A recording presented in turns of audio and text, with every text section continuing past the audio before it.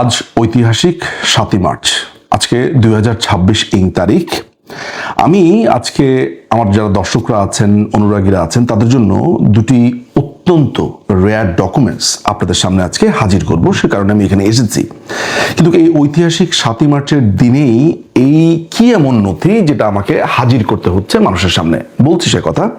কিন্তু এটা বলে রাখা ভালো যে এই ঐতিহাসিক 7ই মার্চ কেন 1971 সালের 7ই মার্চ তারিখে জাতির জনক বঙ্গবন্ধু শেখ মুজিবুর রহমান রেসকোর্সের ময়দানে তার সেই বিখ্যাত ভাষণটি দেন। বলা হয়ে থাকে এই পৃথিবীর যত ঐতিহাসিক এবং গুরুত্বপূর্ণ ভাষণ রয়েছে তার মধ্যে 7ই মার্চের ভাষণ অন্যতম। 7ই মার্চের ভাষণকে শুধু ভাষণ বলাটা হয়ে যাবে এই ভাষণের প্রতি এক ধরনের অবিচার। এটি ছিল মুক্তিযুদ্ধের, স্বাধীনতা সংগ্রামী এবং মুক্তিকামী যে মানুষ আছে তাদের প্রতি সরাসরি গ্রিন সিগন্যাল তৈরি হওয়ার এক ধরনের নির্দেশ। এই পুরো ভাষণের ভেতরে পরিষ্কার করে বলা ছিল প্রস্তুত হওয়ার জন্য, যুদ্ধের জন্য। বলা ছিল যে বঙ্গবন্ধু যদি হুকুম দিতে নাও পারেন, আর যদি একটি গুলিও বাঙালিদের উপরে চলে, সাথে সাথে যুদ্ধ শুরু হয়ে যাবে এবং বাংলাদেশ তখন থেকেই স্বাধীন। আমি এই পুরো ভাষণের তর্জমা, এই ভাষণের বিশ্লেষণ এগুলো করতে আজকে বসিনি। আমি যে কারণে বসেছি সেটা হচ্ছে যে আপনাদেরকে দুটি গুরুত্বপূর্ণ নথি থেকে কয়েকটা এমন কিছু তথ্য দেখানো আমার মনে হয় এই তরুণ প্রজন্মের জন্য সেটি খুবই জরুরি। আমি এই মুহূর্তে ধরে রেখেছি, আমার কাছে খুবই সৌভাগ্যক্রমে আমি 1972 সালের 26শে মার্চের যে রোববারের দৈনিক বাংলা, অর্থাৎ দৈনিক বাংলার যে রবিবারের যে সংখ্যাটা বের হতো সেটাকে রোববারের দৈনিক বাংলা বলতো, সেটি খুবই সৌভাগ্যবান আমি যেটি আমার কাছে এসেছে। এটি আমি পেয়েছি এমন একটি জায়গা থেকে, শুনলে আপনারা অবাক হবেন, এক ভাঙ্গারির এক দোকান থেকে। সেটি আপনার অনেকটা ঢাকা মেডিকেলের পরের যেই নিমতলি, সেখানে ভাঙ্গারির দোকান আছে সেইখানে। তো এই 26শে মার্চ হচ্ছে মুক্তিযুদ্ধের পরের প্রথম 26শে মার্চ, এবং এই 26শে মার্চের দৈনিক বাংলার এই পত্রিকার সাথে একটি ক্রোড়পত্র প্রকাশিত হয়, একটি বিশেষ সংখ্যা, প্রথম স্বাধীনতা বার্ষিকীর বিশেষ সংখ্যা। এখন এই 7ই মার্চের সময় আমি 26শে মার্চের এই পত্রিকা, 1972 সালের এই পত্রিকা আপনাদেরকে কেন দেখাচ্ছি? এর কারণ হচ্ছে এই পত্রিকার মধ্যে বর্তমানে যে যারা এই ক্ষমতায় চেপে বসেছে, তারেক রহমান, তার পিতা জিয়াউর রহমানের একটি দীর্ঘ কলাম রয়েছে এই বিশেষ সংখ্যাতে। আমি সেই বিশেষ সংখ্যার সেই কলামটাতে একটু জাস্ট দর্শকদের জন্য আমি সেটা দেখাবো।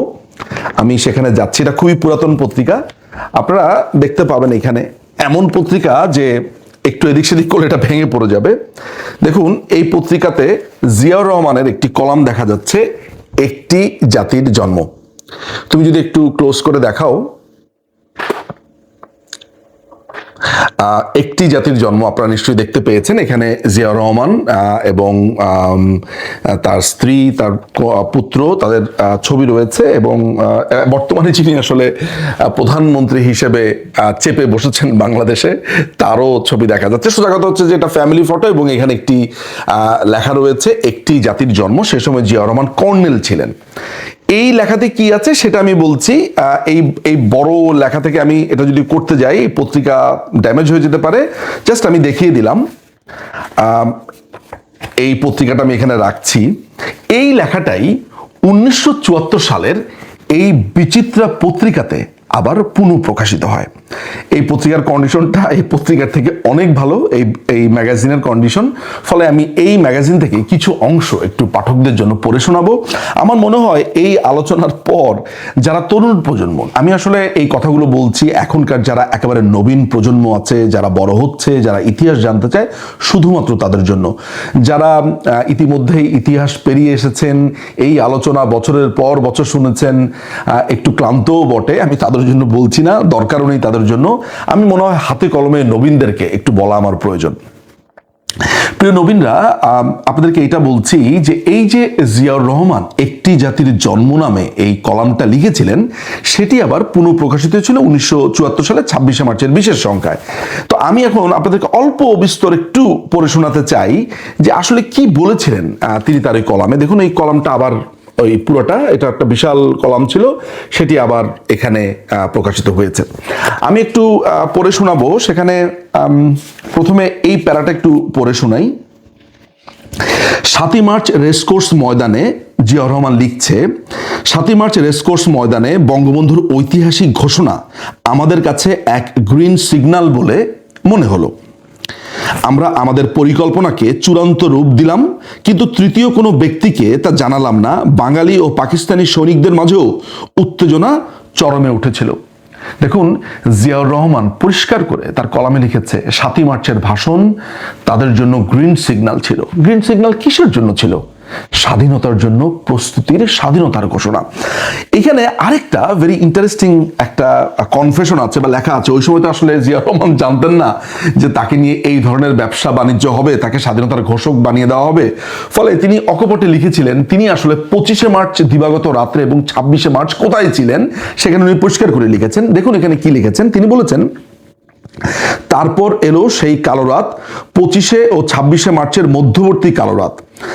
তারপরে এলো সেই কালো রাত, 25শে ও 26শে মার্চের মধ্যবর্তী কালো রাত। রাত একটায় আমার কমান্ডিং অফিসার আমাকে নির্দেশ দিল নৌবাহিনীর ট্রাকে করে চট্টগ্রাম বন্দরে যেয়ে জেনারেল আনসারির কাছে রিপোর্ট করতে। আমার সাথে নৌবাহিনীর ব্যাকেটে পাকিস্তানি প্রহরী থাকবে, তাও জানানো হলো। আমি ইচ্ছা করলে আমার সাথে 3 জন লোক নিয়ে যেতে পারি, তবে আমার সাথে আমারই ব্যাটালিয়নের একজন পাকিস্তানি অফিসার থাকবে। তাহলে আমাদের স্বাধীনতা দিবস আমরা পালন করি 26শে মার্চ। তাহলে জিয়াউর রহমান নিজেই বলছে তিনি 25 এবং 26শে মার্চের যে মধ্যবর্তী রাত, এই রাতে তিনি ডিউটি পালন করছিলেন। সেখানে তিনি চট্টগ্রামে কমান্ডিং অফিসারের সাথে কোথায় কোথায় যাচ্ছিলেন। হ্যাঁ, তিনি সেখানে রিভোল্ট করেছিলেন, এই কথাও তিনি এখানে বলেছেন, এন্ড এভরিথিং ঠিক আছে। কিন্তু তিনি কিন্তু সেই দিন বঙ্গবন্ধুর পক্ষে স্বাধীনতার ঘোষণাটা দেননি। ঘোষণাটা দিয়েছে বঙ্গবন্ধু, এবং সেটা ওয়ারলেস মারফত চারদিকে চাউর হয়ে গেছিল। পরের দিন সারাদিন সেটা বাজানো হয়েছে 26শে মার্চে, এবং সেইটা আমাদের স্বাধীনতার ঘোষণাপত্রে লেখা আছে। আমার শুধু দেখানোর একটাই দরকার ছিল যে 25শে মার্চের রাত্রে, দিবাগত রাত থেকে 26শে মার্চের পুরো রাতটা জিয়াউর রহমান কোথায় ছিলেন সেটিও এই লেখাতে লেখা আছে। আমি আপনাদেরকে আরেকটা অংশ একটু দেখাই, সেটা মনে হয় আপনাদের এই যে আমরা একটা দীর্ঘ সংগ্রামের মধ্য দিয়ে স্বাধীনতা পেয়েছি, এটি তো আর বিএনপি এটা স্বীকার করতে চায় না, জামাত ইসলামী তো রাজাকারী, তাদের কথা বাদ। কিন্তু জিয়াউর রহমান কি বলছে এই লং স্ট্রাগলের কথা? এটি একটি দীর্ঘ লেখা, দীর্ঘ কলাম। এটি আমি হয়তোবা পিডিএফ আকারে দিয়েও দিতে পারি আমার ভিডিওর সাথে, কিন্তু এই দীর্ঘ কলামের মধ্যে থেকে কিছু চুম্বক অংশ যেটা এই যুগের নবীনদের, তরুণদের জানাটা জরুরি। তিনি বলছেন, পাকিস্তানি সেনাবাহিনীর তথা সামরিক যুদ্ধজীবীদের সাথেও মাঝে মাঝে আলোচনা হতো। তাদের পরিকল্পনা ছিল আরো কয়েক দশক কোটি কোটি জাগ্রত বাঙালিকে দাবিয়ে রাখার। কিন্তু আমি বিশ্বাস করলাম বাংলাদেশের জনগণ আর ঘুমিয়ে নেই। তথাকথিত আগরতলা ষড়যন্ত্র মামলার বিচারের পরিণতিই ছিল এর জ্বলন্ত প্রমাণ। বঙ্গবন্ধুকে যে মিথ্যা আগরতলা মামলাতে ফাঁসিয়েছিল, এবং এই ফাঁসির কারণেই যে দাবানল ছড়িয়ে পড়েছিল, জিয়াউর রহমান তার এই কলামে সেটিও স্বীকার করেছেন। দেখুন, আমাদের জীবন অনেক সহজ ছিল, আমাদের ইতিহাস অনেক সহজ ছিল। আমাদের ইতিহাসের মতো সহজ ইতিহাস, আমাদের ইতিহাসের মতো একটা স্ট্রেট কাট ইতিহাস এই পৃথিবীর অন্যান্য দেশে অত্যন্ত বিরল। কিন্তু এটিকে কিছু বাংলাদেশিরা মিথ্যে কথা বলে ষড়যন্ত্রের মাধ্যমে খামাখাই এটাকে অত্যন্ত জটিল করে তুলেছে। দেখুন, আমাদের কাছে সমস্ত কিছু আছে, আপনার কাছে দুনিয়ার মানুষের বয়ান শুনতে হবে না।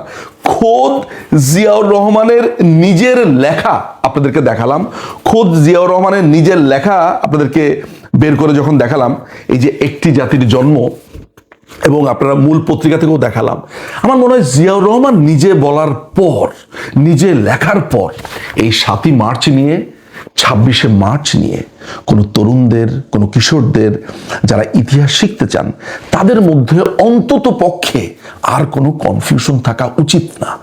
যারা রাজনৈতিক কারণে শুধুমাত্র জিয়াউর রহমানকে বড় করে দেখাবার জন্য মিথ্যে কথা বলেন যে বাংলাদেশের স্বাধীনতার ঘোষণা দিয়েছেন জিয়াউর রহমান, এটি মিথ্যা। তিনি বঙ্গবন্ধুর পক্ষে তৃতীয় ব্যক্তি হিসেবে, থার্ড ব্যক্তি হিসেবে আমি বলছি, তিনি স্বাধীনতার ঘোষণা পাঠ করেছেন বঙ্গবন্ধুর পক্ষে।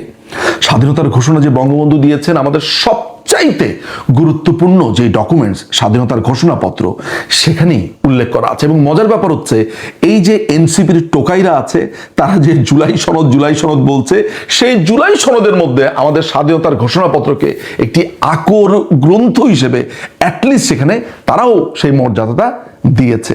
ফলে স্বাধীনতার ঘোষণাপত্রের পঞ্চম প্যারাতে পরিষ্কার করে লেখা আছে, পঞ্চম এবং ষষ্ঠ প্যারা যদি কেউ পড়েন তাহলে দেখবেন পরিষ্কার করে সেখানে লেখা আছে। আমার মনে হয় আজকের এই ঐতিহাসিক 7ই মার্চের দিনে এই তথ্যটুকু আপনারা ভাববেন, এটি নিয়ে গবেষণা করবেন এবং চারিদিকে ছড়িয়ে দেবেন। জয় বাংলা, জয় বঙ্গবন্ধু, বাংলাদেশ চিরজীবী হোক।